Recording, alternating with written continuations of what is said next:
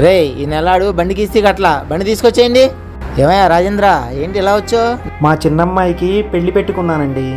మొన్నే కదయ్యా నువ్వు కష్టపడి నీళ్ళు అమ్మేసి మీ పెద్దమ్మాయికి పెళ్లి చేసావు. తప్పదు కదండి పిల్లల్ని కన్నాక. సరే సరే కూర్చో. ఇప్పుడు చిన్నమ్మకు పెళ్లి చేయాలంటే నా ఆటో అమ్మేద్దాం అనుకుంటున్నానండి. ఇదిగోండి ఈ ఆటో కాగితాలు అన్ని ఫోర్స్లోనే ఉన్నాయి. మార్కెట్ రేటు ఎంత ఉంటే అంత ఇప్పించండి. ఇప్పుడు ఈ ఆటో అమ్మేస్తే నువ్వెలా బతుకుతావయ్యా? ఆ బాధను ఎలా తట్టుకుంటావు? నాకు ఈ బాధ కంటే నా చిన్న కూతురు నాకు దూరం అవుతుందన్న బాధే.